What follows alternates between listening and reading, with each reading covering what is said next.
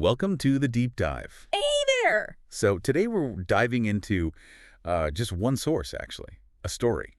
A rather charming one, yeah. The kid who talked to seeds.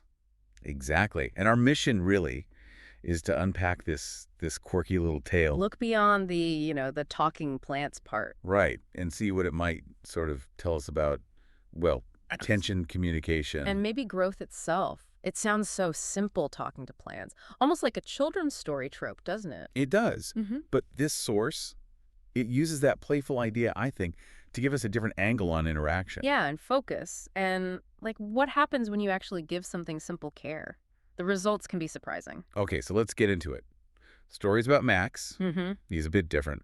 While other kids are, playing games or whatever, Max is in the garden. Whispering to the dirt. Yeah. His sister calls him the dirt whisperer. The neighbors think he's odd. He's putting his attention somewhere unusual. Totally. And then the plot kicks in when he gets these mystery seeds. Right. The ones labeled warning. Very chatty. Ah, which sounds ominous or intriguing. Both, maybe. Mm. And he does what he always does. Waters them, gives them good soil, and, yeah, the whispering, the encouragement. Standard procedure. And then the twist happens pretty fast, right? That same night. He hears it. A little voice. Thanks, Max. Coming from the soil. Uh-huh. The seeds actually responded. Which is where it gets really interesting because, his unique approach, it works. Oh, it works. 12 sprouts pop up, Hmm. and they are definitely chatty. But it's not just polite chat, is it? No way. They're demanding, full of personality. We're thirsty. My leaf itches. Do you have Wi-Fi? That one's my favorite. Yeah. So suddenly this quiet, focused act of care, it just explodes. Into total chaos. You've got a gossip tomato wrapping cucumbers. Carrots wanting sunglasses. He's making tiny hammocks for lettuce. And the corn forms a choir, a stock choir. That sings constantly. It's noisy, it's demanding, it's high maintenance. And it all came directly from his initial simple act of engagement. Which raises a really good question the story touches on, doesn't it? What happens when the things you nurture, the seeds you focus on, suddenly get complex? And demanding, yeah, with all their own unexpected needs. But Max doesn't back off. He adapts. He makes rules, garden rules. Right. Like guidelines for this new, loud community he started. No interrupting the bees. Be nice to worms. Chatter quietly during watering hours.